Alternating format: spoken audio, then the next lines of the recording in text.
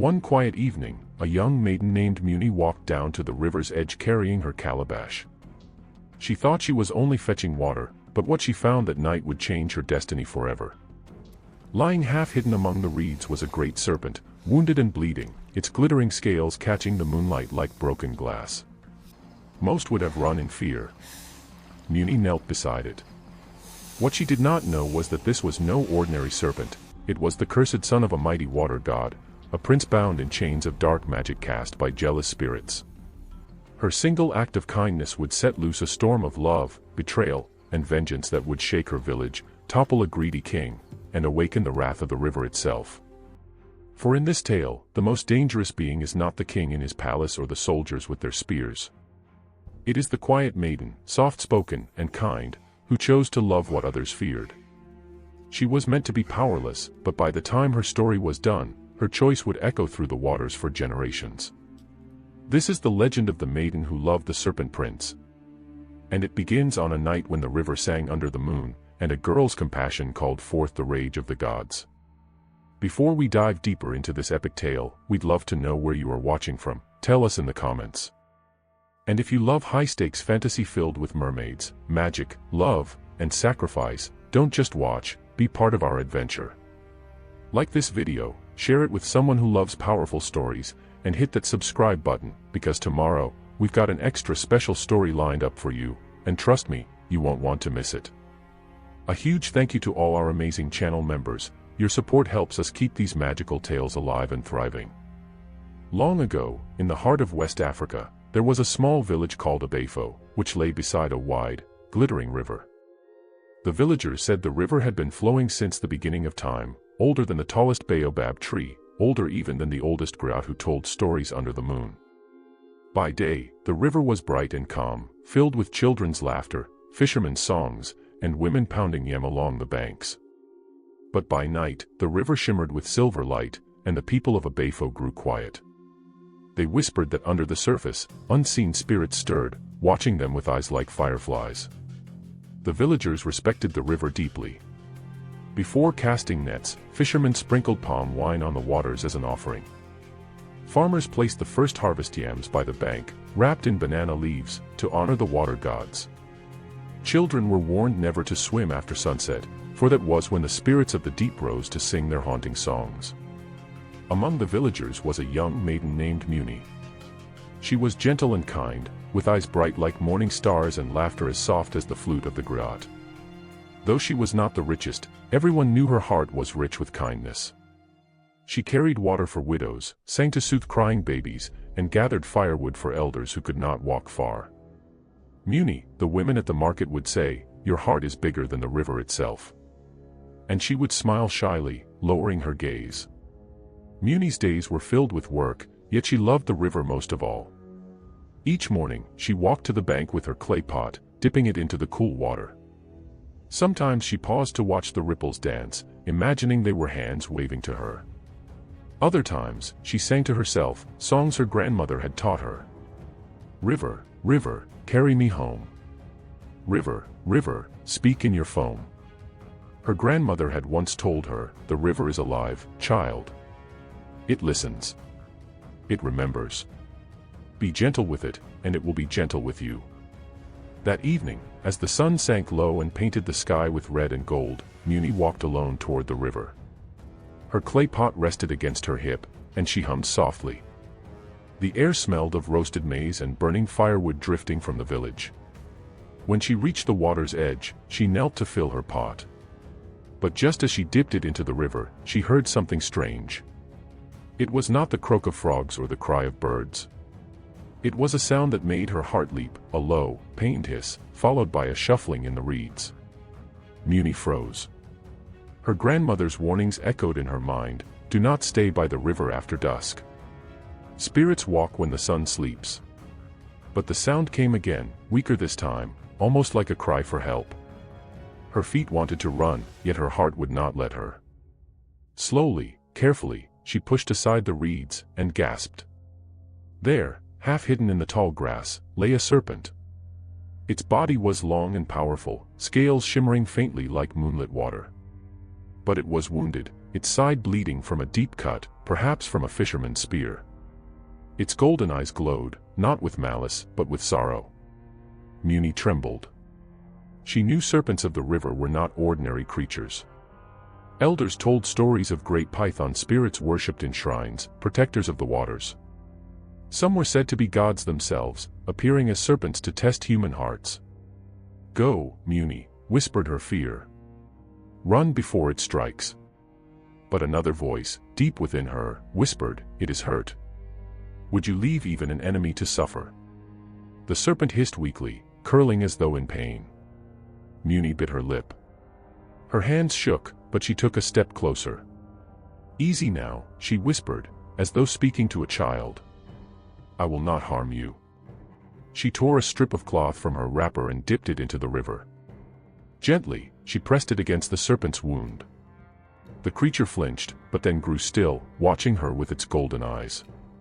"There now," Muni murmured, "be calm." She worked quickly, binding the wound with care. When she finished, she laid her hand on the serpent's side, whispering a small prayer. "River, spare this creature. Let its life continue." For a long moment, the serpent only stared. Then, with surprising gentleness, it lowered its head, as though bowing in thanks. Muni felt a shiver run through her. She pulled back her hand. "I must go," she whispered. "If the others see you, they will try to kill you again." But as she turned to leave, she thought she heard a voice, not with her ears, but inside her heart. A deep, soft voice that said, "Return at moonrise, maiden." She whirled around. The serpent lay still, its eyes half closed. Had she imagined it? Shaken, she picked up her clay pot and hurried home. But that night, as the moon climbed high and the village slept, Muni could not forget the serpent's eyes, or the strange voice that lingered in her heart. The next morning, she tried to busy herself with chores, pounding yam, sweeping the compound, helping her mother stir soup, but her thoughts kept drifting to the river. "Muni," her younger brother teased, "why do you smile at nothing?" She blushed and swatted him away. "Mind your own business." But as evening fell again, her steps led her back to the riverbank. The water glowed silver in the moonlight, and the reeds swayed as though they were whispering secrets. Her heart pounded. Part of her hoped the serpent was gone. Another part of her, deep and secret, hoped it was still there. And when she reached the place where she had left it, her breath caught. The serpent was gone. Instead, standing tall and strong at the edge of the river, was a young man with skin the color of bronze and hair dark as the river at night. His eyes, golden, glowing, were the same she had seen in the serpent. He wore a garment of woven reeds and shells, glistening as though made of water itself. Muni staggered back. "You, who are you?" The young man bowed his head. "I am Nago, son of the water god. By day, I am cursed to crawl as a serpent.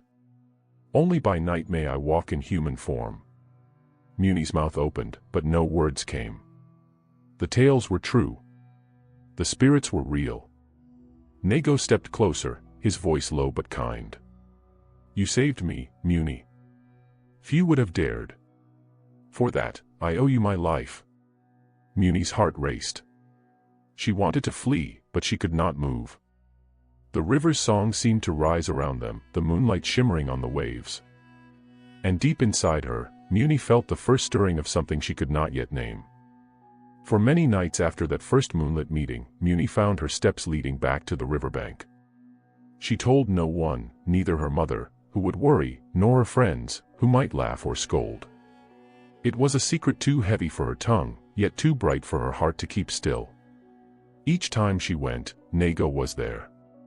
By day, he crawled unseen in the reeds as a serpent, but by night, when the moonlight touched the waters, his form shifted into that of a man, tall, proud, and strange as a dream. His golden eyes shone like lanterns, and his voice carried the hush of waves. At first, Muni was wary. She kept her distance, her clay pot clutched tight against her chest. "You are a spirit," she whispered one night, "yet you were the face of a man. How do I know you will not harm me?" Nago did not grow angry. He only looked at her with sadness. "If I wish to harm you, Muni, I would have done so the night you touched my wound. But you came with kindness. You wrapped my bleeding side, though I was a serpent. Who else among men would do such a thing? Muni lowered her gaze, ashamed. The elders say the river spirits can trick us, that they wear beauty to hide danger. Nego stepped closer, the moonlight gleaming on his reed-woven garment. The river does not lie, but men often do. I do not ask for your trust, Muni. Only that you listen. Something in his tone, gentle, steady, like flowing water, soothed her fear. She stayed. In the days that followed, Nego told her stories unlike any she had heard around the village fire. He spoke of deep-water palaces carved from shells and coral, where drums of thunder beat in the currents and dancers whirled like silver fish. He described the throne of his father, the mighty water god, whose voice could call storms from the sea and floods from the river. He told her of jealous river spirits who, envious of his father's power, had cast the curse that bound him to the serpent's form. I am a prisoner of both worlds, Nego said one night, his voice heavy. Neither fully man nor Holy Spirit. Only under moonlight can I walk as you see me now. By dawn, I am forced back into scales and coils. Muni listened wide-eyed, her clay pot forgotten at her feet. She tried to imagine such a world beneath the waves, a world where light danced forever, where spirits feasted on pearls and lightning. Is there no way to break it? She asked softly. Nego's golden eyes darkened. The jealous ones wove the spell with cunning. Love alone cannot free me. Only if a mortal willingly chooses the river over the world of men, giving up all they know, can the curse be broken. Muni shivered. She thought of her mother, her little brother, the yam fields and market songs. Could anyone truly give all that up for the river's depths? She did not answer, but the thought took root in her heart. As weeks turned to moons, their secret meetings grew longer. Muni found herself hurrying through chores, her hands trembling with anticipation as evening fell. She would sit by the riverbank with Nego, her feet dangling in the cool water as he told her riddles of the spirits or sang low songs that made the river shimmer. Sometimes she laughed until her sides hurt. Sometimes she fell silent, staring at him, wondering why her heart beat so fast in his presence. One night, as fireflies blinked like tiny stars around them, Nego reached for her hand. His touch was warm, though faintly cool, as though the river itself lived beneath his skin. Muni, he whispered, do you fear me still? Her lips parted, but no answer came. She only shook her head. He smiled, and the moonlight danced in his eyes. Then I am no longer cursed alone. You share my burden. Her cheeks grew hot, and she turned away. But her heart was singing louder than the crickets. Yet not all hearts in the village were so light. The people of Abefo had begun to whisper. Strange things were happening by the river. Nets were found torn as though by unseen hands. At night, fishermen heard songs echoing over the water, songs no human throat could make. Cows that wandered too close to the bank returned skittish, eyes rolling with fear. One evening, as Muni fetched water, she overheard two old women gossiping by the path. The river spirits are restless, one muttered. Aye, the other replied. Something stirs beneath the waves. I fear the wrath of the gods is near. Muni's hands trembled so hard that her pot nearly slipped. She hurried away, her heart pounding. She dared not tell them the truth, that she had seen the cause of the river's strange stirrings, that she had spoken with him, laughed with him, touched his hand. That night, she sat by Nego, her voice heavy with worry. The villagers are afraid. If they discover you, if they see you in your serpent form, they will strike again with their spears. Nego's face grew hard. Men have always feared what they cannot control. But you, Muni, you see with different eyes. You saw a wounded creature and gave it mercy. She bit her lip. I fear they will not show you the same. He was silent for a long time, staring at the rippling waters. Then he said, if the villagers knew my truth, they would tremble before me. For I am not merely a serpent. I am the son of the river itself. The words hung heavy in the night. Muni shivered. For the first time, she wondered, if his father could summon storms, what power slept within Nego himself? The days stretched on. The rains came, filling the yam fields, and the river swelled wide and strong. Festivals were held, drums thundered, and masquerades whirled through the village square. Children clapped as dancers leapt, masks flashing in the firelight. But even amidst the joy, whispers of the river's unrest crept into the songs of the griots. And Muni, though she smiled and danced with her friends, kept her secret close. Each night she returned to the riverbank, drawn as though by a cord of unseen silk. And each night, Nago was waiting. Yet in the shadows of the reeds, something else stirred. Watching. Listening. Waiting. The kingdom of Abefo stretched far beyond Muni's small village. At its heart stood the king's palace, tall walls of red earth, carved gates painted with chalk and indigo, and courtyards alive with the beat of drums. There, the king sat on his stool of carved ivory, surrounded by chiefs, warriors, and praise singers. The king's name was Abanjo, and though he was feared by his people, he was not loved. His eyes were sharp like a hawk's, always searching for riches. His voice was heavy with pride, always demanding more tribute. He wore necklaces of cowrie shells and gold beads, and his robes shone brighter than the cloth of any man. But behind his wealth lay greed, and behind his smile lay hunger. It was in this palace that whispers from the river first arrived. One market day, a fisherman was dragged before the king. His nets had been torn, and his catch lost. He trembled as he bowed low, his voice shaking. "Great Abanjo," he cried, "forgive me, but the river has changed. Strange songs drift across the water at night. The fish vanish as if frightened. Some say the spirits are angry. I beg you, wise king, give us guidance before the river gods rise against us." The chiefs muttered. The praise singer tapped his drum nervously. Even the guards shifted uneasily, for all knew the river was not a thing to be mocked. King Abanjo leaned forward, his eyes narrowing. "Strange songs, you say? Spirits rising." He tapped his fingers against the arm of his stool. "Tell me, fisherman, what else have you seen?"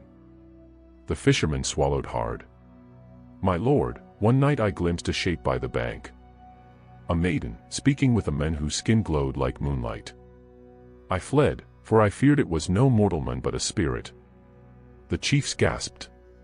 The praise singer struck his drum once, sharp as thunder. "A spirit walking among us," he cried. "The old stories are returning." But Abanjo did not gasp. He smiled, a thin, dangerous smile. "If the river spirits return," he said slowly, "then they must be brought under my power. Why should gods dwell in my waters while I remain king of this land? If a spirit walks as a man, then he may be caught. And if he may be caught," he leaned back, his eyes gleaming like fire, "then his power may be mine." That evening, as the setting sun bled across the sky, Abanjo called his most trusted advisor, an old diviner named Ifan. Ifan's hair was white as cotton, and her staff was carved with symbols of power. She had served many kings, but her eyes had grown weary of Abanjo's hunger. Still, when he summoned, she came. "You called me, my king?" she asked, bowing low. "I have heard whispers of a spirit prince haunting my river," Abanjo said, his voice smooth but sharp. "Tell me, Ifan, is it true?" The diviner closed her eyes, shaking a small gourd filled with cowries. She cast them on the floor, and the shells clattered like rain. Her breath slowed, and her voice dropped into a chant. "The river stirs, yes, a prince bound in coils of fate. His heart beats with longing. A maiden's kindness has touched him. But beware, O king, for where love and spirit join, the waters will rise, and no wall of earth will stand against it." Abanjo's face darkened. "I did not ask for warnings, old woman. I asked if he exists." Ifan's eyes opened, sharp and clear. "He exists.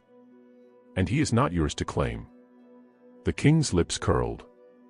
"All things in my land belong to me, the farms, the markets, the people, even the waters that feed them. If this prince of spirits walks here, then I will bend him to my will, or break him."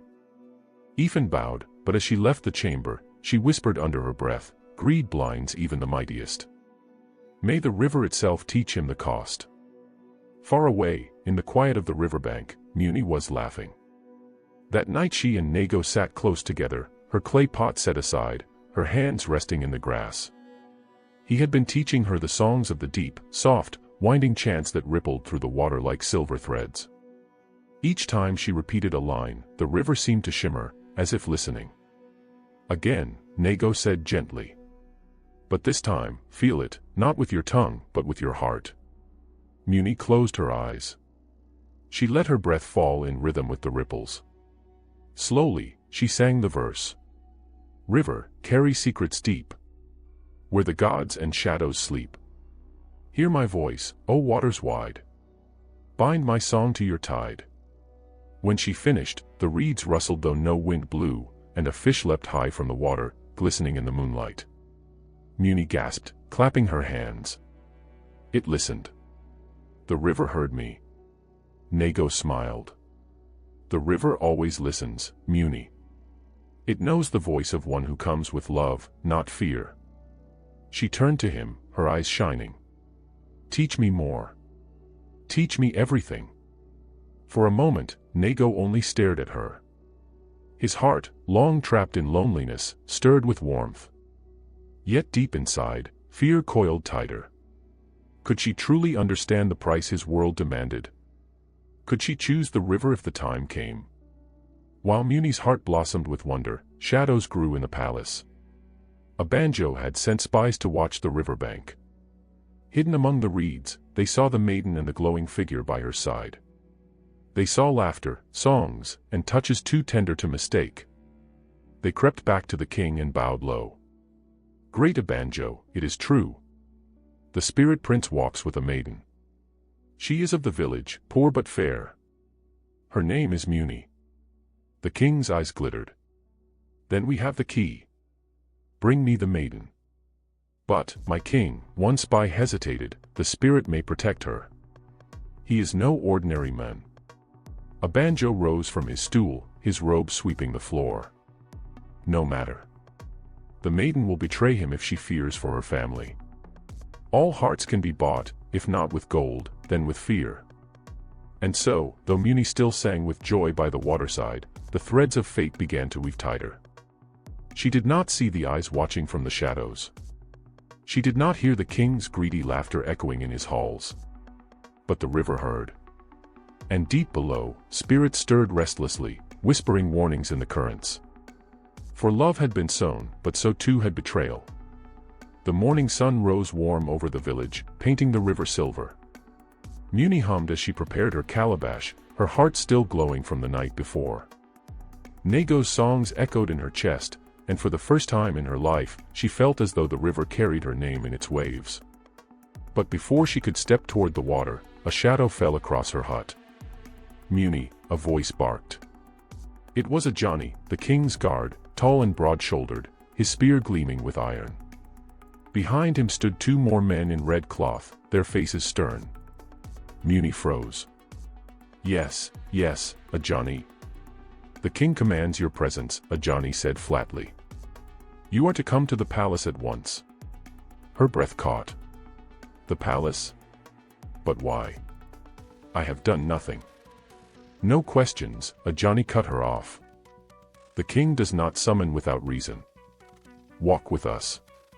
Her knees trembled, but she nodded. In her chest, her heart beat wildly, like a bird trapped in a snare. Could it be? Had someone seen? The palace gates loomed tall, carved with images of warriors, crocodiles, and suns. Inside, the courtyards rang with drumming, the air heavy with the scent of palm wine and roasted goat. Chiefs in flowing agbatas walked proudly, their beads clinking, while praise singers shouted the king's titles. A banjo the mighty. A banjo whose wealth outshines the moon. A banjo, lion of the rivers, whose voice bends spirits. Muni walked silently between the guards, her bare feet brushing against the smooth clay floor. She kept her eyes low, but inside, fear twisted. The palace was not a place for simple maidens like her. They led her into the great hall. A banjo sat upon his stool of ivory, his robe of gold catching the sunlight, his crown heavy with coral beads. Around him, chiefs sat in silence, their eyes curious. The king leaned forward, smiling with a softness that felt more dangerous than anger. "Ah, so you are the maiden called Muni." She bowed low, her voice small. "Yes, my king." "I have heard," Abanjo said slowly, "that you are often at the river. You fetch water, you wash clothes, you walk where the spirits dwell. Is this true?" "Yes, my king." "Good." He tapped his fingers on the stool. "For the river speaks. Fishermen whisper of strange songs, of glowing figures, of spirits rising once more. Tell me, Muni, have you seen such things?" Her breath caught. For a heartbeat she thought of denying, of claiming ignorance. But Abanjo's eyes bore into hers, sharp as blades. She lowered her gaze. "I have seen wonders, my king. The river is full of mystery." A murmur rippled through the chiefs. Abanjo smiled wider. "And what of the men?" he asked softly. "The figure who walks with you by moonlight. Do not lie, I have eyes everywhere. Who is he?" Muni's throat went dry. The hall seemed to close in on her. Yet in her mind, she saw Nago's face, his gentle smile, his hand guiding hers across the rippling water. She whispered, "He is no ordinary man." Abanjo leaned back, satisfied. "So it is true. A spirit prince walks among us." His voice hardened. "And you, a mere maiden, dare to consort with him?" Muni fell to her knees. "My king, forgive me. He has harmed no one. He is kind, he is gentle." "Silence!" Abanjo thundered. The praise singer struck his drum with a single, deafening boom. "Do you not see the danger? If the spirits rise, they will demand tribute. They will claim dominion over my land. I am king here, not some river god." The chiefs nodded, muttering their agreement. Then Abanjo's tone softened once more, almost sweet. "But you, Muni, you can help me. You can protect your people. Lead the spirit into my hands. Betray him, and you will be rewarded beyond measure. Gold, beads, land, servants, your family will never know hunger again." He gestured, and a chest was brought forward. The lid was lifted, revealing glittering cowries, golden bracelets, and cloth dyed deep with indigo. Muni stared. She had never seen such wealth in her life. Her mother could live in comfort. Her brothers would never toil under the sun again. But then another image rose in her heart, Nago, whispering the songs of the deep. Nago, whose eyes shone with longing but also with sorrow. She lowered her head. "My king, he trusts me." Abanjo's smile grew thin. "Then all the easier. Bring him to me. On the night of the next full moon, call him to the riverbank. My men will be waiting. Do this, and you and your family will be safe. Refuse." His voice dropped, sharp as a knife. "And they will suffer. Do you understand?" Muni's lips trembled. I understand." When she left the palace, the sun was already sinking, painting the sky red. Her steps were heavy, her spirit torn in two. At the village gate, her mother, old and weary, met her. "Muni, child. Why did the king summon you? What happened?" Muni forced a smile. "Nothing, Mama. Only questions of the river." She pressed her mother's hands, hiding the storm in her heart. That night, she returned to the riverbank. Nago was waiting, his form shimmering beneath the moonlight. "Muni," he said softly, sensing her sorrow. "Your eyes are troubled. What has happened?" She sank beside him, tears brimming. "The king knows. He has seen us. He demands that I bring you to him. He promises riches if I betray you, and threatens my family if I refuse." Nago's jaw tightened. For a long time he was silent, his gaze fixed on the water. Then he whispered, "This was always the danger. The greed of men will never rest. I should have stayed hidden." "No," Muni said firmly, gripping his hand. "Do not blame yourself. You did not choose this curse. And I will not betray you. Never. He turned to her, eyes searching. But your family. I will find another way, she said, her voice fierce despite her tears. I will seek the river spirits themselves. They must guide us. They must show me how to protect both you and my family. For the first time in many moons, hope flickered in Nago's eyes.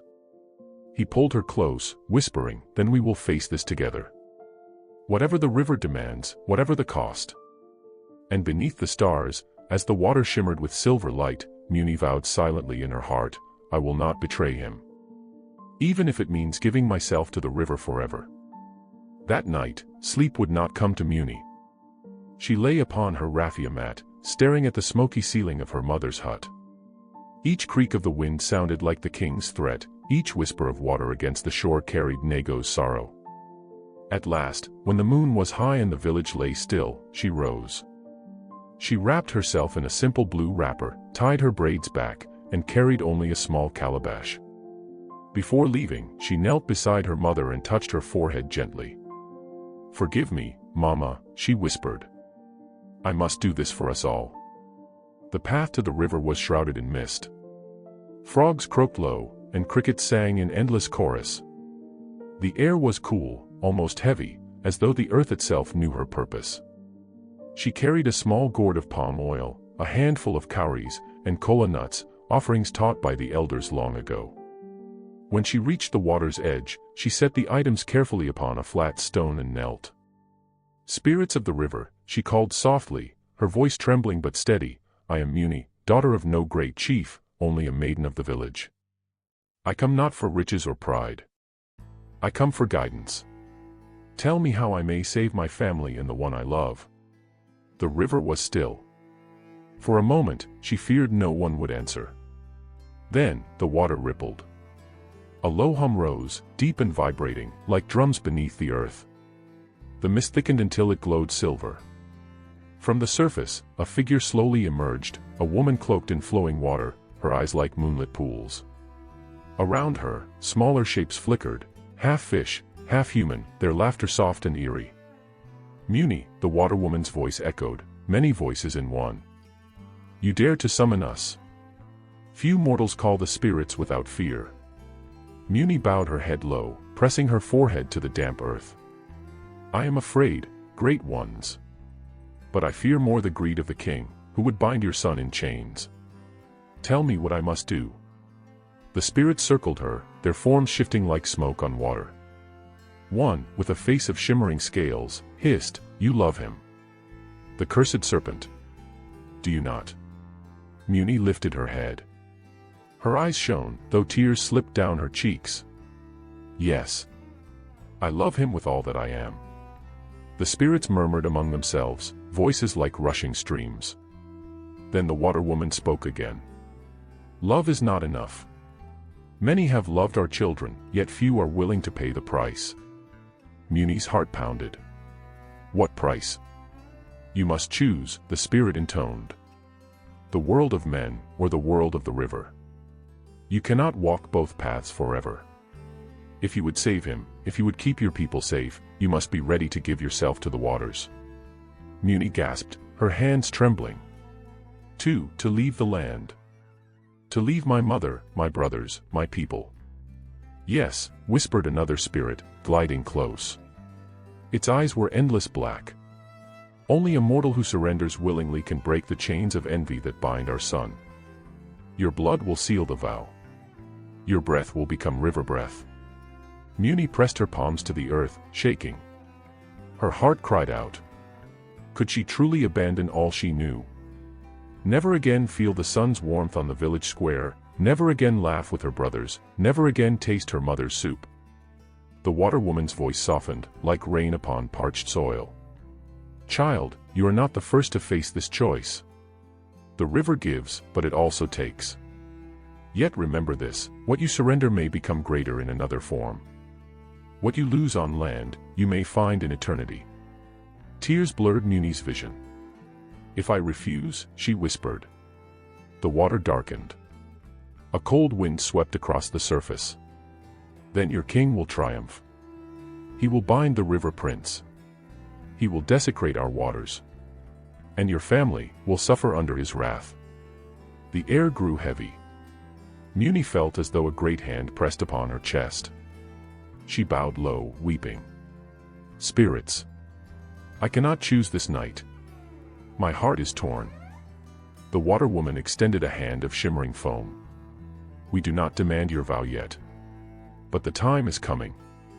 When the moon is full, the king will strike. On that night, your choice must be made. Remember our words, Muni, only by giving yourself to us willingly can the curse be broken. The river began to still. The figures faded, their voices lingering like whispers in the mist. Love. Sacrifice. The river waits. And then, silence. Muni sat trembling, the offerings forgotten at her side. The water lapped gently against the stone, as though nothing had happened. The next day, she wandered through the village in a daze. Children laughed and chased each other, women pounded yam, men sharpened their hoes. Everything looked ordinary, yet to Muni, nothing was the same. She carried a secret too heavy for words.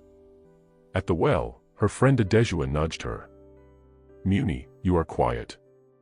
Your eyes are elsewhere. Tell me, are you dreaming of a man? Muni forced a laugh. Perhaps. Adejua giggled, covering her mouth. I knew it. But be careful. Dreams can be sweet, but they can also burn. If only she knew. That evening, Muni returned to the river. Nego was waiting, his serpent form curled on the bank, eyes glowing faintly in the twilight. She knelt beside him, resting her hand on his scales. I spoke to them, she whispered. He looked up sharply. The spirits. Yes. Her voice broke. They told me the truth. That only a mortal sacrifice can break your curse. That I must give myself to the river. Silence hung between them. Nego's form shimmered, shifting into his human shape. He cupped her face gently, his eyes full of sorrow. Muni. I never wished this for you. I wanted only your laughter, your company by the water's edge. Not this burden. Her tears spilled freely. What choice do I have? If I refuse, you will be taken. My family will suffer. The king will triumph. He pulled her close, pressing his forehead to hers. Then we will not think of the king tonight. We will not think of curses or choices. Let us steal this moment, as two souls who found each other in a world that does not understand.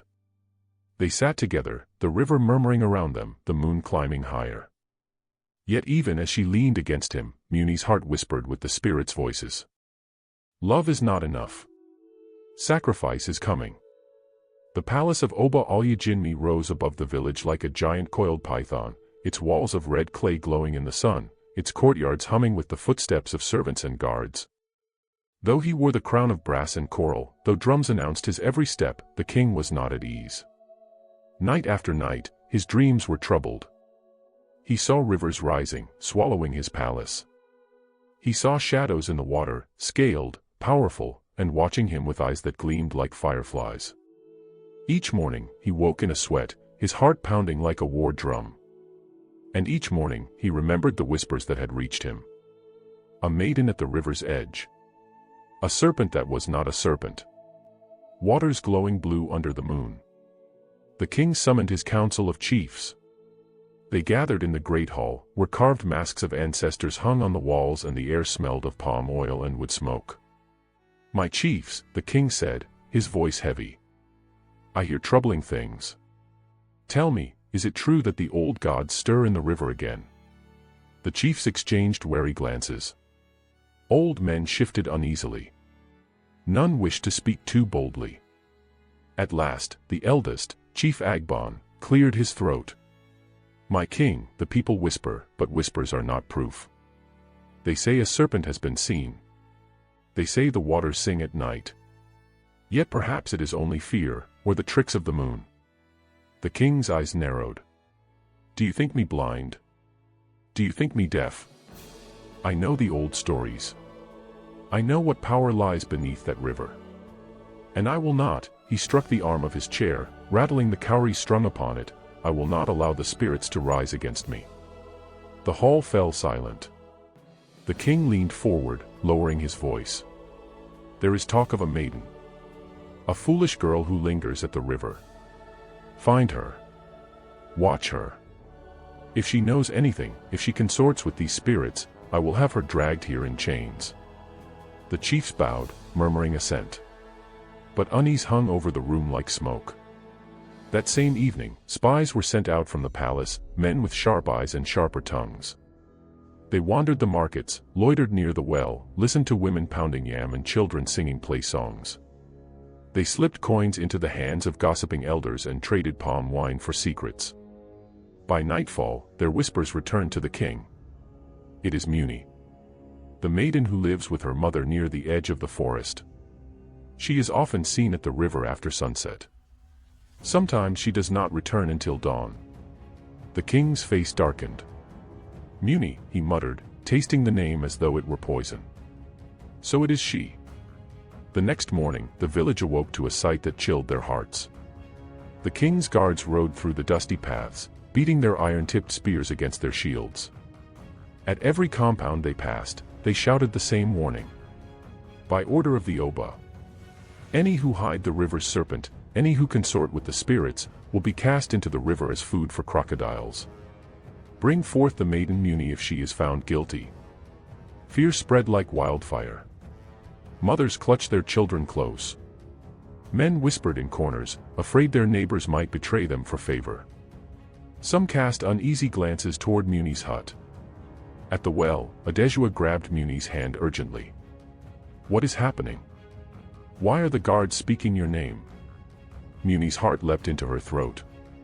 She forced a smile. They are only spreading fear, Adeshua. You know how the king is. But Adeshua shook her head. No, Muni. They say you walk by the river. They say you are bewitched. Tell me it is not true. Muni's lips trembled. It is not as they say. Please, trust me. Adeshua studied her for a long moment, then drew her into a quick embrace. Be careful, sister. Shadows are hunting you. That night, Muni hurried to the river, her breath ragged with fear. Nago was already waiting, his form glimmering beneath the moon. They know, she cried, falling to her knees. The king's men, they know my name. They are searching for me. What shall I do? Nago drew close, his serpent coils rising to shield her. I will not let them touch you. Let them come, let them taste the fury of the river.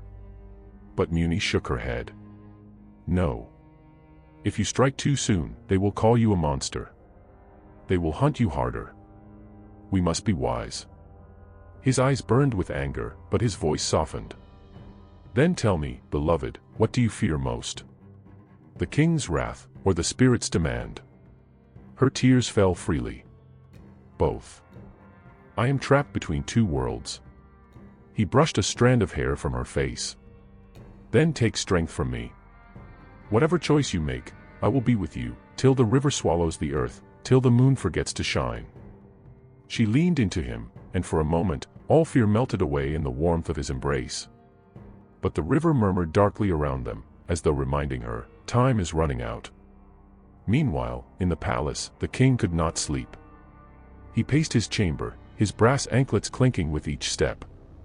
Greedy spirits, he muttered. They think they can rise again. They think they can challenge me. Never. The river will serve me, or it will drown. His wife, the queen, sat watching him, her coral beads glinting in lamplight. My husband, she said gently, you dream too much of the river. Perhaps you should leave it be. Not every whisper is a threat. The king turned on her, eyes blazing. You are a woman, you do not understand. If the river gods rise, they will strip me of my power. Already the people look to the water with fear and awe.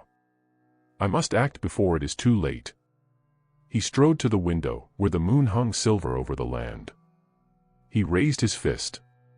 By the next full moon, I will have the serpent in chains. And if the maiden resists, she will watch her family perish. The words carried into the night, like a curse laid upon the wind.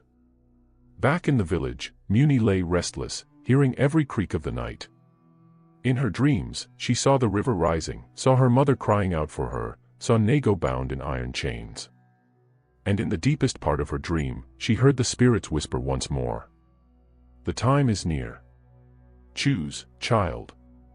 Choose before it is too late. Morning in the village began not with birdsong, but with the pounding of war drums. Their thunder rolled across the land, shaking palm fronds and rattling the calabashes hung on walls. The king's soldiers, tall men with scarred faces and red feathers in their helmets, marched through the narrow paths, their spears gleaming in the sunlight. Search every hut, barked their captain, his voice like a whip crack. By order of the Oba, the serpent's maiden must be found. The people cowered. Mothers hid their children behind mortar stones. Old men pressed their lips tight, daring not to whisper.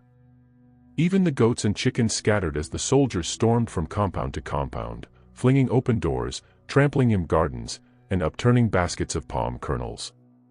In Muni's hut, her mother, Mama Ifioma, stood tall, her wrapper tied tightly across her chest. She tried to keep her voice steady as two soldiers shoved aside mats and searched the corners. There is nothing here, she said firmly. We are poor women. We hide no spirits in our hut. The captain sneered. We shall see. The Oba believes the girl walks by the river. He believes she is touched by something unclean. Where is your daughter? Muni's heart pounded where she crouched by the doorway, clutching a basket of firewood. I am here, she stammered, bowing her head. The soldiers studied her. One leaned close, his eyes narrowing. She looks ordinary enough. Yet the river does not glow for ordinary girls. His words pierced her like a thorn. She trembled but kept silent. At last, the captain waved them off. Watch her, he ordered. If she steps near the river again, report it. The Oba will deal with her. When they were gone, Muni's mother turned on her sharply. Muni, she hissed. What is this I hear? Why do the king's men come here asking for you? What have you done? Muni's throat tightened. Mama, I have done nothing wrong. I only go to the river to fetch water. That is all. Her mother's eyes searched hers, suspicious yet fearful. Do not lie to me, child. I have seen the way you return at night, your eyes shining, your clothes damp. You think I do not notice? Muni dropped her gaze. Mama, please, trust me. The river holds no harm for me. But Mama Ifioma shook her head, pressing her palm to her chest. The river holds harm for everyone. Your father was taken by it. Do not let it take you too. Tears stung Muni's eyes, but she could not confess, not yet. She only whispered, I will be careful, Mama. I promise. That night, Muni stole away once more, her feet silent on the dusty path. The moon shone like a silver drum in the sky, lighting her way to the water's edge. There, waiting as always, was Nago. His serpent body glimmered like wet bronze, his eyes soft with longing. Muni, he said, rising to meet her. I heard the soldiers. I heard them speak your name. They mean to tear us apart. She threw herself against him, clutching his scaled body as though it were her only anchor. They search the huts, they frighten my mother. I fear for her, Nago. If they discover us, they will destroy her life as well as mine. His coils tightened protectively around her. Then let me end it now. One call, and the river will rise. I will sweep them away like ants from sugar. But Muni shook her head violently. No. If you strike too soon, you will only prove the king's fear true. He will say you are a monster. He will not rest until you are hunted and slain. We must endure, beloved. We must wait. Nago's eyes burned with frustration, but at last, he bowed his head. Then tell me, Muni, what shall we do when the choice comes? Will you stay in the world of men, or will you walk with me into the depths of the river? Her heart clenched. She thought of her mother, of Adejua, of the dusty paths of the village she had always called home. Then she thought of him, her prince, her serpent, her love. The weight of the choice pressed on her like a grinding stone. I do not know, she whispered. But when the moment comes, I will choose, and I pray the spirits guide me. The village grew restless. Each day, soldiers returned, demanding answers. Each night, strange songs rose from the river, carrying notes that were both beautiful and haunting. Women fetching water swore they saw glowing shapes moving beneath the surface. Children whispered of voices calling their names. Fear grew into suspicion. Neighbors began to whisper against Muni. It is her, muttered one man at the palm wine tapper's hut. I saw her at the river when the moon was full. Yes, agreed another. And when she returned, the frogs were silent, as if even they feared her. Soon, the whispers reached her mother. Mama Iphioma cornered Muni one evening, her face lined with worry. My child, she said sternly, the people say you walk with the serpent. Tell me the truth now, before it is too late. Have you been touched by the river spirits? Muni's eyes filled with tears. She grasped her mother's hands. Mama, listen to me. I love someone. But he is not as they say. He is no monster. Her mother gasped, pulling her hands away. You admit it then. Oh, foolish child. Do you not know the danger? The king will not spare you. The spirits will not spare you. You will be torn apart between them. Muni fell to her knees, clinging to her mother's wrapper. Mama, please. I beg you, do not betray me. Trust me just a little longer. I must follow my heart. Mama Iphioma's face was hard, but her eyes brimmed with tears. At last, she turned away, muttering, Your heart will be the death of us all. Far away, in the palace, the king grew more impatient. His spies brought word of unrest, of songs at the river, of Muni's name whispered ever more boldly. Enough, he growled. By the next moon, I will drag her here myself. If she will not betray the serpent willingly, I will force her hand. I will place her family in chains and see where her loyalty lies. And so, his shadow loomed over the land, dark and heavy, while the river sang louder with each passing night. The summons came at dawn. 3 soldiers appeared at Mama Iphioma's hut, their bronze spears flashing in the rising sun. Without a word, they seized Muni by the arm. Her mother cried out, clutching the soldiers' wrists. Where are you taking my child? To the Oba, one soldier barked. By his command. Mama Iphioma fell to her knees in the dust, wailing as Muni was dragged away. Do not speak carelessly, my daughter. Answer with wisdom. Remember your family. Muni's heart pounded as she was marched through the village. Neighbors peered from behind reed fences, whispering, some in pity, others in fear. The path widened, leading to the red walls of the palace, its gates carved with leaping leopards and curling serpents. Inside, the air smelled of palm oil and burning incense. Courtiers moved like shadows, their eyes sharp and curious. At the far end of the great hall sat the Oba himself, perched upon a throne of carved ebony, his crown glittering with cowries and gold. Beside him lay a massive crocodile skin, stretched and polished, its empty eyes staring. Muni bowed low, her knees trembling against the cold floor. The king's voice rumbled, deep and commanding. So. The maiden of the river. Rise, child. She lifted her head, though fear clutched her chest. The Oba's eyes were heavy-lidded, yet sharp, like those of a hunting eagle. His lips curved into something between a smile and a sneer. They whisper much of you, he said slowly. They say you walk with glowing waters. That you speak to voices no one else hears. That the serpent himself has laid claim upon you. Tell me, Muni, are the whispers true? Muni swallowed hard. Great Oba, I am but a humble girl. I fetch water, I grind yam, I help my mother.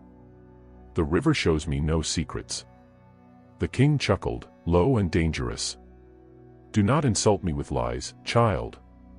I have ruled long enough to smell truth from falsehood. The river stirs because of you. And I will not allow it to rise against my palace.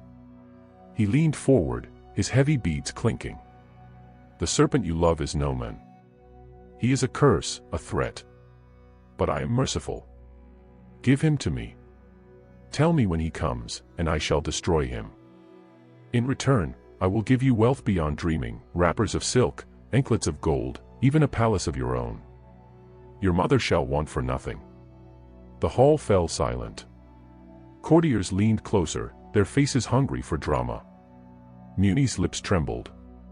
She bowed her head, clutching her hands together. Great Oba, I cannot. The king's smile vanished. His voice boomed like thunder. You defy me. Muni's voice was small but steady. He has shown me kindness. He has harmed no one. He is not the monster you think. The Oba's palm slammed against his throne. The hall shook. Enough. You dare speak for him, against your king. Foolish girl. He motioned, and soldiers dragged a figure forward, Mama Ifioma. Her wrapper was torn, her eyes wide with terror. Mama. Muni cried, rushing toward her, but a spear blocked her path. The king's voice dripped with malice. You see, child. The fate of your mother rests in your tongue. Betray the serpent, and she will be spared. Refuse me again, and she shall suffer for your defiance. Muni's breath caught. Her mother's eyes pleaded with her. Muni, do what you must, Mama Ifioma whispered, tears streaking her cheeks. Save yourself, save me. The Oba leaned back, his crown glinting in the firelight. Well. Choose, girl. Wealth and safety, or ruin for all you love. The hall waited. The drummers stilled. Even the torch flames seemed to hold their breath. Muni closed her eyes. She saw Nago's face, the sorrow in his serpent eyes, the warmth of his embrace. She heard his voice, asking her if she would choose the world of men or the depths of the river. She thought of her mother's trembling hands, of her neighbors' accusing whispers, of the king's crown glittering like a cage. Her chest tightened. Her voice was barely a whisper. I will give you what you ask. Gasps rippled through the hall. The Oba's lips curled into a satisfied smile. Ah, he said, wisdom at last. But inside, Muni's heart ached like it had been pierced with a thorn. She lowered her head, hiding the fire in her eyes. She knew what she must do, not betray her beloved, but seek another path. One that the Oba would never expect. The king rose, his heavy robe trailing like a storm cloud. Prepare the nets, sharpen the spears, he commanded. When the serpent comes, the girl will lead him to us. His end is near. The courtiers bowed, chanting, Kabiisi. Kabiisi. The soldiers seized Muni and her mother, leading them away to a guarded chamber. In the dimness, Mama Ifioma clutched her daughter's shoulders. Muni, no. You cannot give him up. Muni whispered back fiercely, her eyes shining with hidden resolve. Mama, trust me. I have not betrayed him. But I must make the king believe it, or he will destroy us both. The spirits will guide me. Her mother's tears fell onto her hands, but she nodded slowly. Then may the river protect you, my child.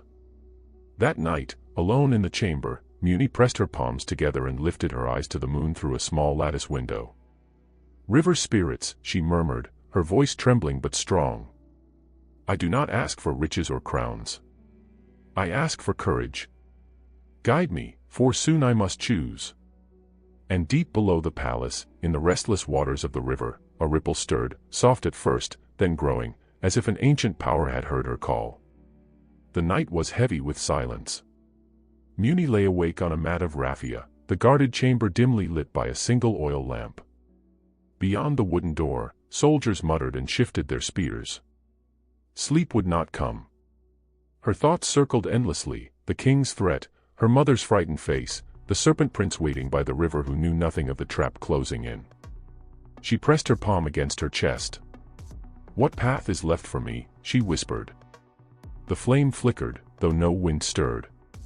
Then, faintly, she heard it, like a sigh of water over stones, a murmur not of this world. Her breath caught. She knew that sound. It was the river calling.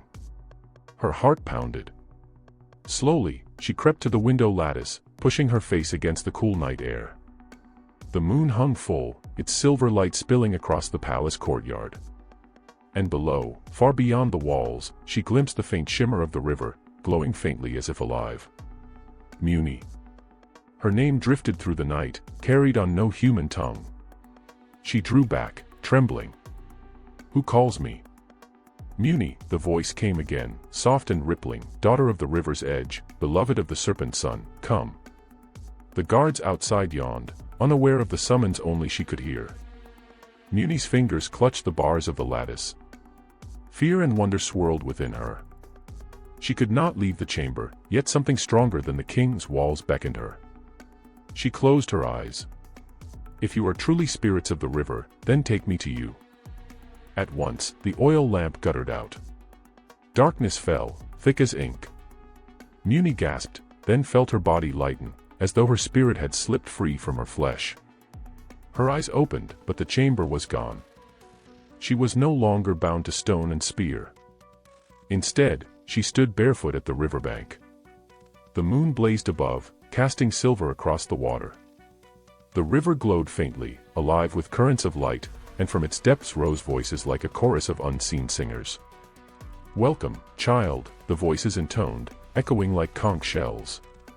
The waters rippled, and 3 forms began to take shape, women with hair like flowing reeds, their skin shimmering like moonlit waves, their eyes deep pools of endless blue. They circled her slowly, their movements graceful as fish. Muni bowed low. Great ones. I seek your counsel. The Oba demands that I betray him, the one I love. He threatens my mother's life if I refuse. I do not know what to do. The first spirit, her voice like the lapping of gentle waves, spoke, You have chosen well, maiden, to seek wisdom before the storm. Know this, the serpent you love is no beast, but the son of Alakan, god of the waters. His curse was laid by jealous spirits long ago, binding him to both serpent and man. Love alone cannot free him. The second spirit, whose voice rolled like distant thunder, added, The Oba is right to fear. Should your beloved rise in his true form, his wrath will sweep away the palace. But you, mortal child, hold the power to choose what end awaits. Muni lifted her face, her eyes wet. Tell me. What must I do? The third spirit, her voice soft and sorrowful, answered, The curse may be broken only by sacrifice. A mortal heart must choose the river, leaving the world of men behind. If you give yourself to the waters, the spell will shatter, and your beloved will rise free. But know this, your humanity will be lost forever. You will not walk among your people again. Muni's breath caught. Her hands trembled at her sides. To never see my mother again, to never set foot in my village. The spirits bowed their heads. The path of love is never without loss, the first murmured. The river gives, and the river takes, said the second. And only the willing heart may seal the choice, whispered the third. Muni's knees weakened. She sank to the wet earth, her tears falling into the glowing waters.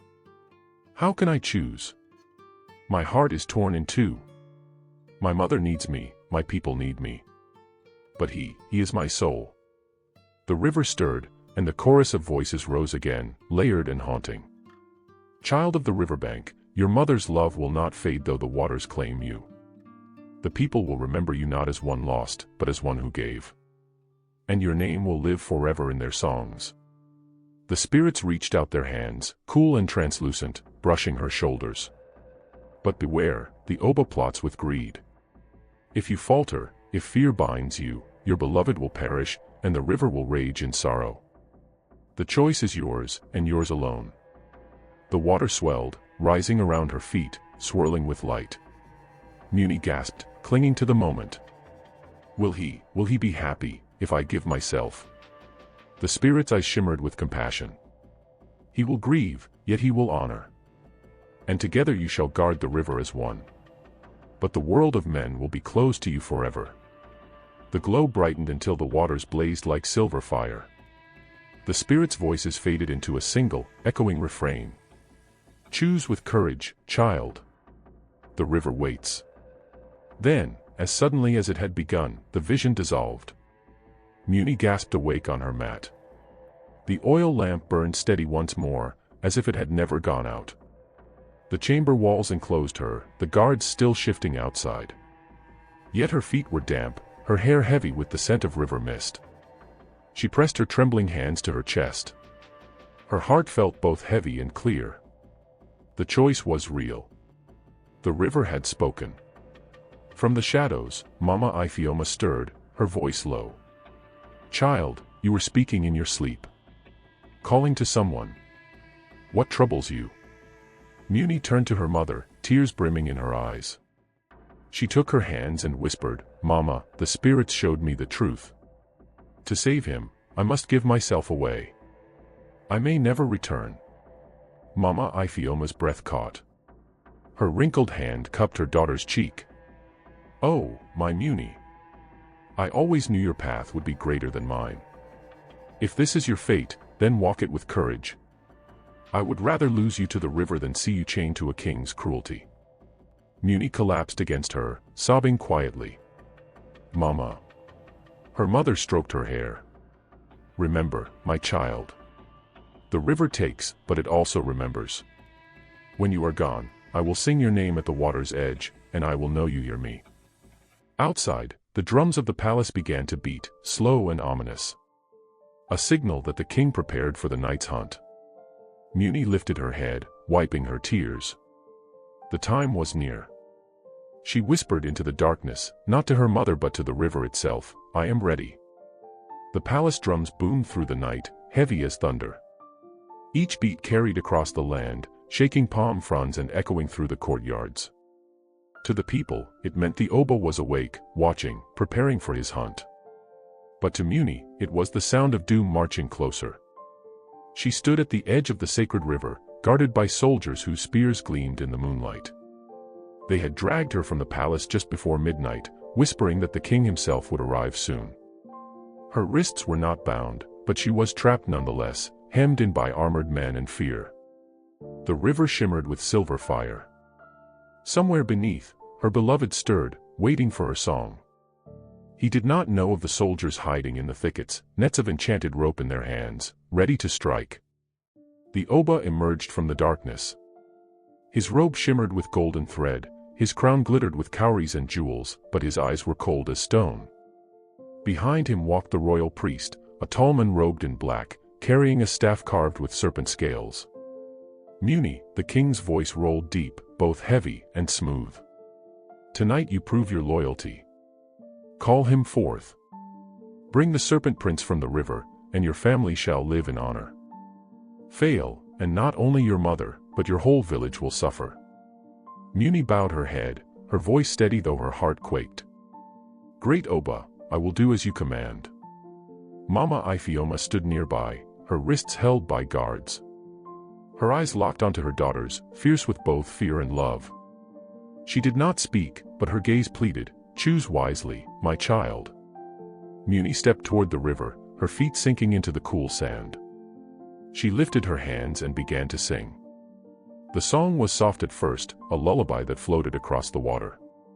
It was the same melody she had sung on the night she found him wounded, the song that had bound their fates together. The river stirred, rippling in rhythm to her voice.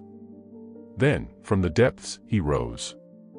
The serpent prince emerged in coils of silver, his scales glowing like starlight. The soldiers flinched, some stepping back in awe.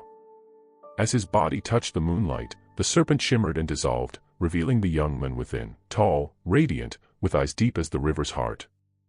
Muni, he whispered, his voice carrying love and relief. He stretched out his hand toward her. You came. Her throat tightened. She longed to run to him, to bury herself in his arms, but the soldiers' nets shifted in the shadows, waiting for her betrayal. The Oba's voice cut the night. Now, girl. Step aside. Let my men seize him. The prince's eyes narrowed, sensing danger. His gaze darted toward the tree lean, where spearheads glinted. His hand clenched into a fist. So this is the trap. Muni trembled. She could not speak, The oba barked, "If you love your mother, do it now." Mama Ifioma cried out, her voice breaking. "Muni, listen to your heart." The serpent prince's eyes burned with fury, yet softened when they returned to her. "What have they promised you, my beloved? Riches? Power? Or your mother's life?" Muni's lips quivered. "They promised all, and threatened all. If I betray you, I live. If I defy him, we die." The oba lifted his staff, his voice sharp. "Enough talk. Soldiers, cast the nets."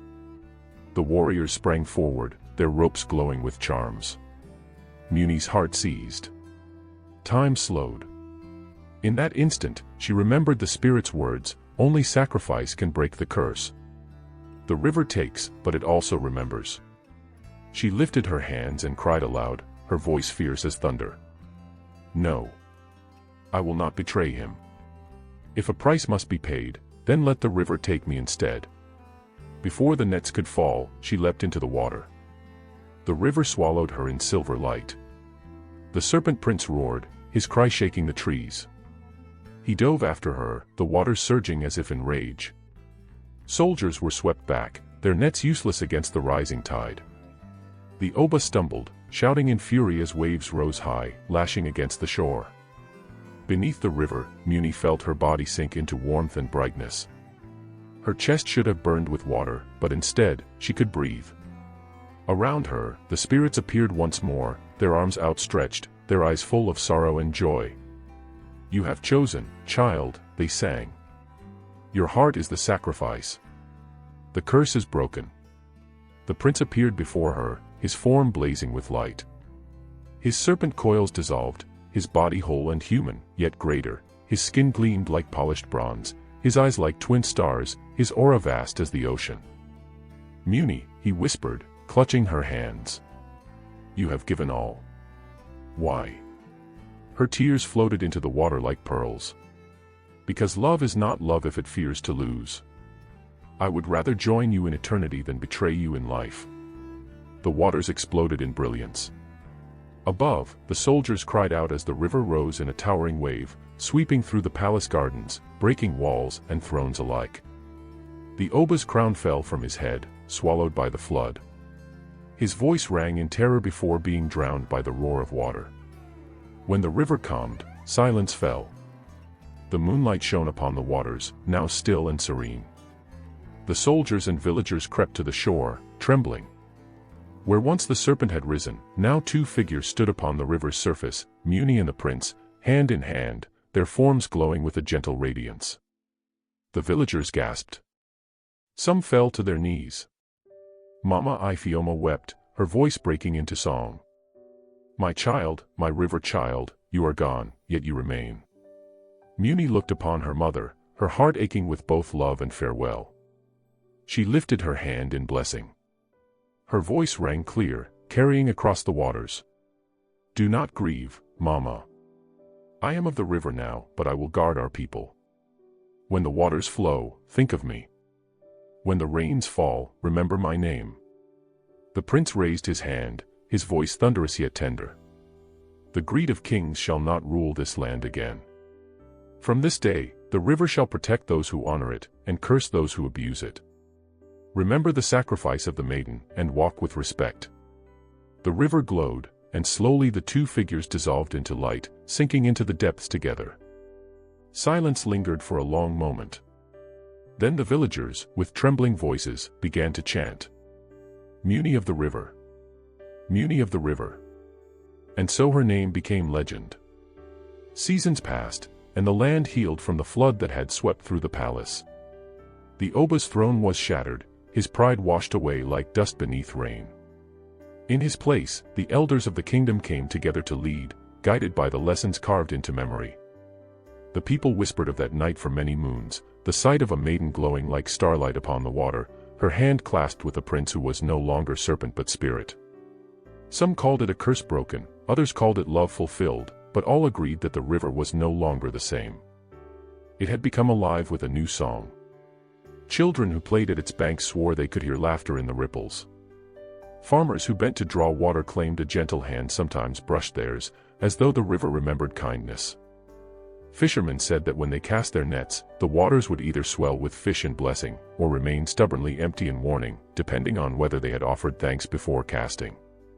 The elders nodded wisely, saying, "It is Muni. Muni of the river watches us still." Mama Ifioma lived to see many harvests after her daughter's passing. Though her hair grew white and her back bent, her eyes always gleamed with both sorrow and pride. Every evening, she sat beneath the irako tree by the river, humming the song her daughter had sung, the melody that had bound maiden and spirit together. Children often gathered around her, begging for the story. "Tell us again, Mama Ifioma," they cried. And so she would smile softly, clear her throat, and begin. Long ago, when the moon was young and the drums of kings still echoed in the night, there lived a girl named Muni, whose heart was as kind as the morning sun. Her voice wove the tale with patience, threading lessons between each word. She told them of the serpent wounded on the shore, of how love had grown where fear might have lived. She told of greed that devoured itself, and of sacrifice that bloomed into freedom. And when her voice grew hushed, she would add, "My child was not taken from me. She became greater than I could ever dream. She is the water you drink, the rain that cools your skin, the river that feeds your crops. When you whisper thanks, she hears you. When you forget, she remembers." The children's eyes always widened, their mouths round in wonder. Some would toss flowers into the river, hoping the maiden's spirit would catch them. Others would practice singing softly, imagining their voices could call her forth. And sometimes, just sometimes, the river shimmered in reply. At festivals, griots began to add her story to their songs. Drummers beat rhythms that imitated the rush of water, flutes sang like wind over the waves, and dancers moved with arms curling like serpents and hearts leaping like maidens in love. The tale spread from village to village, across valleys and plains, until even strangers at faraway markets knew the name, Muni of the river. No king ever dared to build walls against the river again. When chiefs quarreled or rulers grew greedy, the elders would remind them, "Remember the fate of the Oba who sought to trap the spirit. Remember Muni, whose love drowned his pride." Even when storms swept the land, the people no longer feared them as curses. Instead, they lifted their hands to the rain, saying, "She is dancing above us." One evening, many years later, Mama Ifioma felt her time drawing near. She called for the children, the grandchildren, and the great-grandchildren who had been born in her lifetime. They gathered around her bed, the sound of the river echoing beyond the walls of her hut. "Do not weep when I am gone," she whispered, her voice weak but steady. "For I go to join my daughter. When you pour libations, pour for both of us. When you sing, sing for her. And when you hear the water laugh, know it is Muni calling my name." That night, when the villagers carried her body to the riverbank, they sang the maiden's song together. The river glowed faintly, as though the water itself bowed in respect. And those who listened closely swore they heard two voices rising in harmony beneath the current, a mother reunited with her child. Generations later, her story did not fade. Parents told it to children at moonlit fires. Elders wove it into lessons of patience, kindness, and courage. And every time a maiden bent to fetch water, she would glance at her reflection and wonder, "Could the river maiden be watching me?" The griots would always end their songs the same way. And so, children, remember. Love may wear many forms. Greed may rise like kings. But rivers remember. And when you see the waters glisten beneath the moon, think of Muni, the maiden who gave her heart and became eternal. The drums would fall silent, and the people would bow their heads. Thus, the legend lived, not only in words, but in the river itself, whose voice never ceased to sing.